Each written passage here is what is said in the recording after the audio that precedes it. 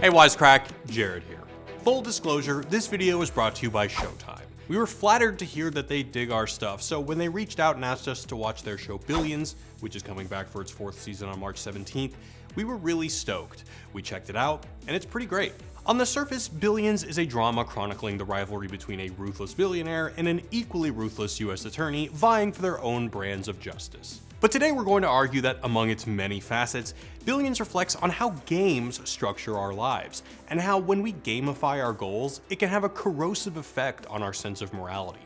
And while people losing sight of their morals is a common refrain in media, Billions frames it in a novel way, with game theory. Welcome to this Wisecrack Edition on Billions, and as always, spoilers ahead. But first, a recap of the show thus far.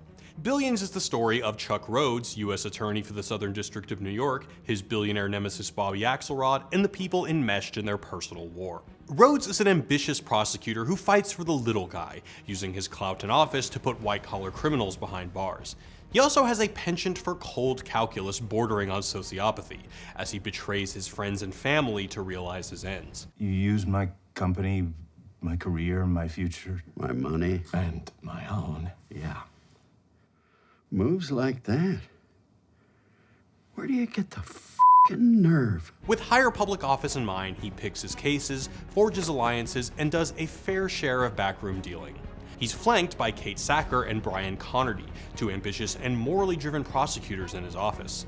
All the while, he tries to maintain his relationship with his wife Wendy, who works as a performance coach for the man her husband is trying to imprison. You know, there's a psychological profile for people who self-sabotage, and you're starting to fit it. Chuck, the manipulative man of justice, is contrasted with Bobby Axelrod, a mega-rich hedge fund manager who never forgets his humble beginnings. You're driven the way only someone brought up from nothing the way we were can be.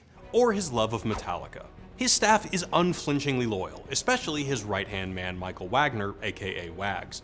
But like Rhoades, Axelrod's drive to succeed is marred by morally and legally questionable behaviors. Insider trading, profiting off 9/11 victims, as well as a stubborn sense of pride that leads him to flaunt his wealth to law enforcement. The house, I want it. Okay, let's take a beat. People are gonna say that. They might offer $63 million cash. Take it or leave it on the call. Eventually, this all contributes to an ever-increasing divide between him and his wife Lara and his protege Taylor. More than the clash of Chuck Rhoades versus Bobby Axelrod, Billions explores how the road to power is paved with corruption, lies, and eroding morals. And it's the concept of game theory that highlights just how this happens. So what is game theory?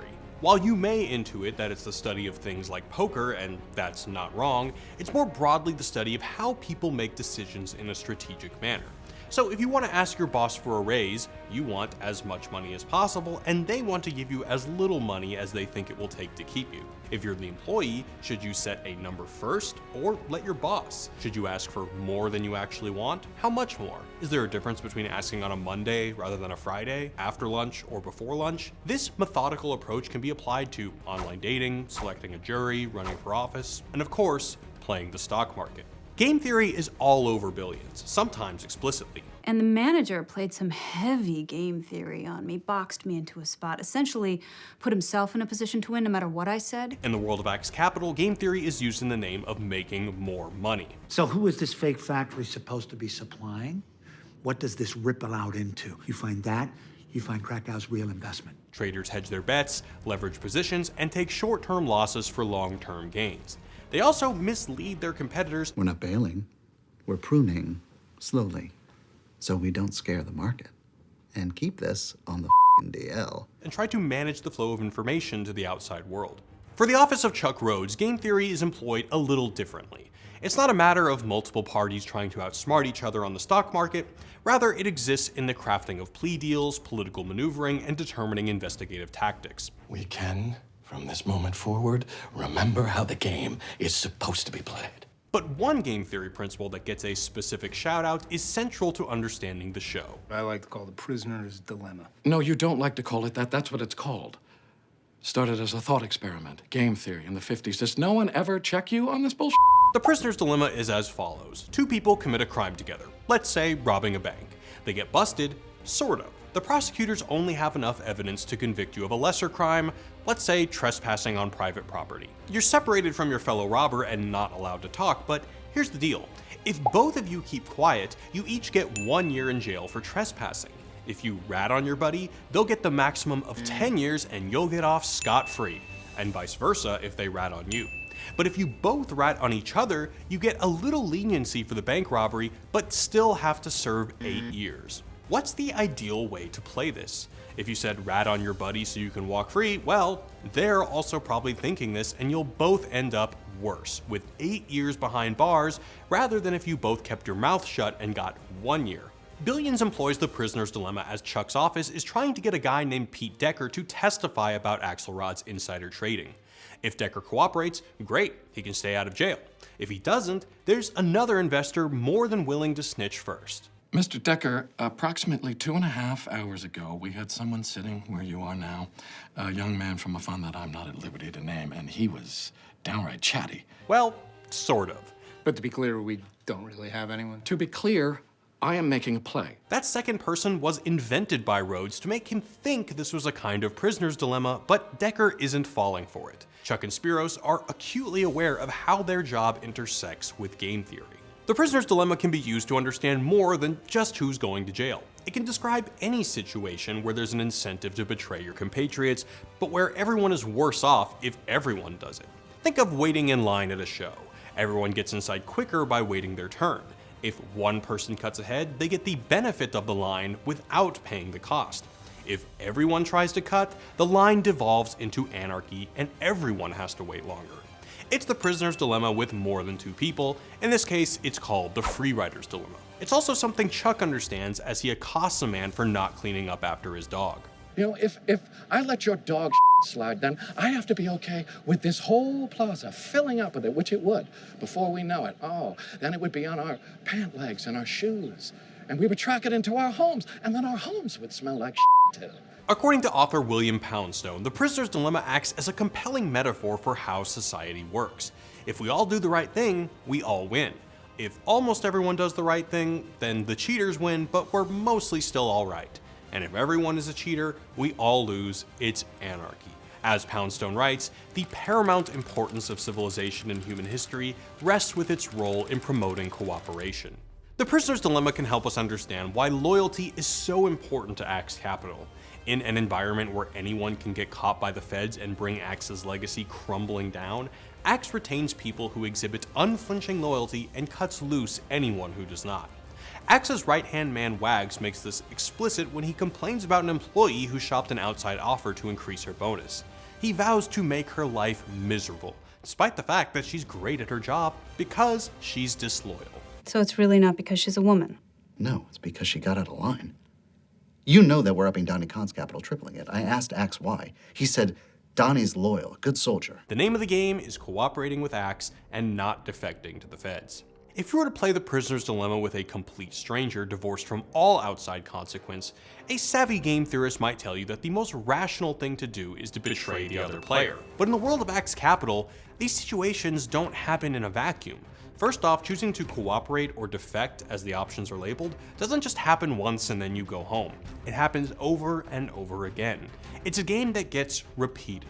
If you defect once, there's everyone else in the office who could testify against you at any time. Axe's demands for loyalty beyond all else removes any doubt in a situation like the prisoner's dilemma. Nobody defects to the feds, and everyone's better off in the end. It's essentially honor among thieves. Sure, they can starve a small town into default. A spot like this will kick off our AstroTurf campaign to make it look like the area is getting a bailout, not a death sentence. But the worst sin is to pack up and start a rival firm. Games like the Prisoner's Dilemma get a little more interesting when played iteratively, that is, over and over again. And when we frame the relationship between Axe and Chuck as an iterative game, it starts to look a lot like the Prisoner's Dilemma. Throughout the show, Chuck and Axe go to further and further extremes to hurt each other. It starts with psychological warfare. Chuck tries to goad Axe into buying a beach house that will draw public scrutiny. Well, kids in my office really thought you might buy that house. And I told them, you got big balls, but not that big. And Axe knowingly obliges him to satisfy his ego. Axe gets a seat on a company's board just to spite Chuck's father's mistress, and Chuck arrests Dollar Bill. This dynamic is put on display as Axe is about to take a plea deal with Chuck. Chuck taunts him. Brian,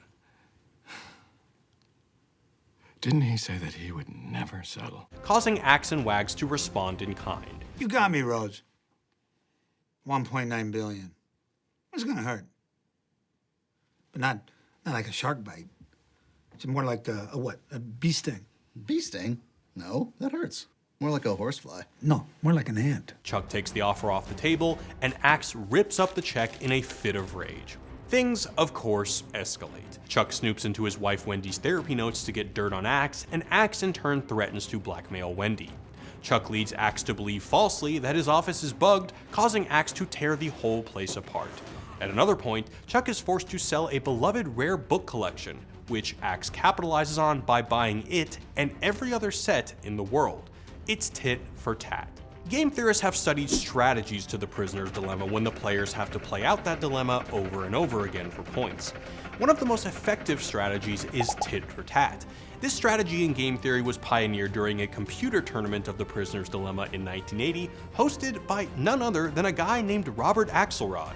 Coincidence? This computer strategy was simple. Cooperate and only defect after your opponent had. The price of any betrayal always comes due in flesh. If they go back to cooperating, you cooperate. If they don't, you don't. It's remarkably simple and follows basic human morality. Play nice unless you're wronged, then seek justice. Tit for tat is an incredibly effective strategy in an iterated prisoner's dilemma, and cleaned up at Robert Axelrod's tournament twice. But there's a problem. If both parties are abiding by tit for tat, you can end up precisely where Axe and Chuck are, where one wrongdoing begets a spiral of revenge. We can translate the overall dilemma into one of our handy-dandy charts called Payoff matrices. Chuck is player A, Axe is player B. Cooperating more or less means they leave each other alone. If Chuck isn't going after Axe and Axe isn't bankrolling hundreds of lawsuits against Chuck, they're both kind of happy, but neither really got what they wanted.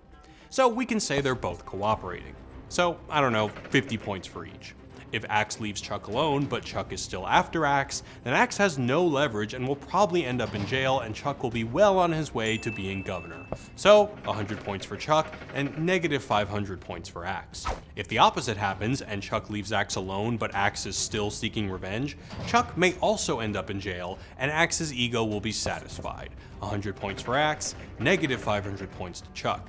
And if they both keep sabotaging each other, sure, they may get the satisfaction of revenge occasionally, but neither one of them is particularly happy, maybe negative 100 points to each. Axe and Chuck both choose defect instead of cooperate and ultimately enter a downward spiral as a result. Wendy kicks Chuck out of the house after he spied on her notes, and Axe's legal troubles contribute to him eventually losing Lara. Axe has to give up his ability to trade, and Chuck faces the prospect of going to jail as a result of his need to get the upper hand on Axe. The only resolution comes when the two reach an impasse. Enter the ice juice scandal.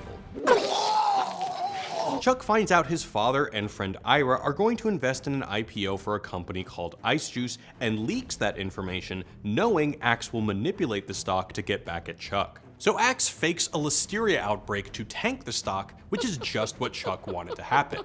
Axelrod will go to jail for manipulating the Ice Juice stock.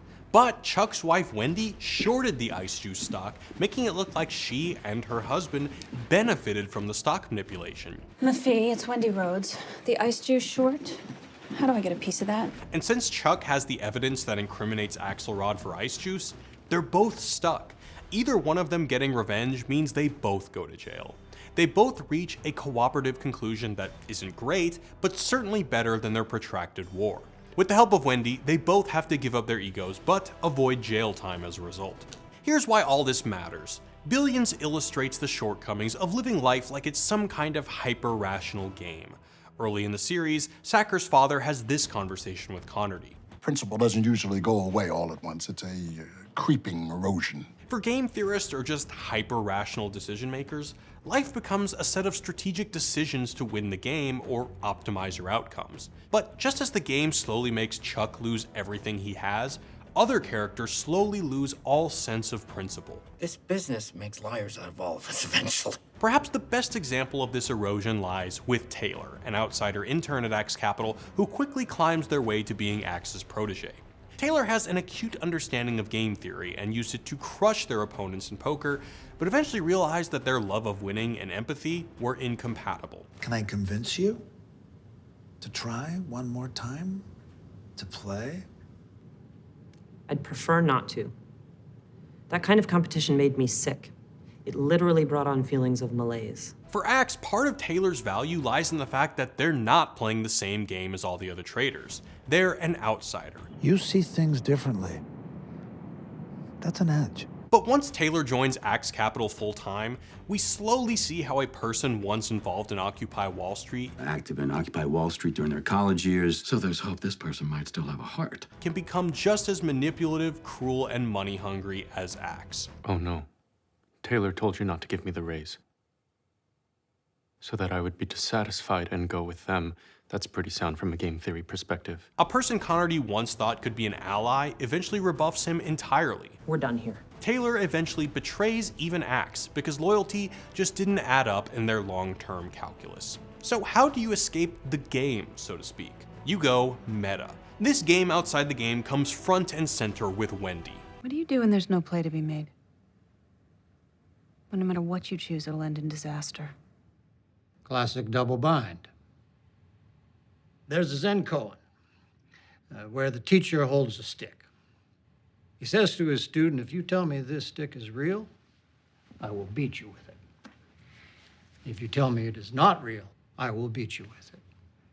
If you say nothing, I will beat you with it. And so, the student reaches out, grabs the stick, and breaks it. If a situation is untenable, Mrs. Rhoades, you break that stick. The game so far has been Chuck and Axe in a revenge spiral with Wendy stuck in between. Instead, Wendy reframes it as not a zero-sum game between two rivals, but a cooperative game of which she is the mediator. How do I know I can trust him? How do I know I can trust him? Trust me. So is game theory a tool for us to hack our lives to get what we want when we want? Or should we be cautious of how the games we play can change us to the core? Let us know in the comments, and a big shout out to Showtime for sponsoring this video. Be sure to check out Season 4 of Billions on Showtime starting March 17th. And as always, thanks for watching, guys. Peace.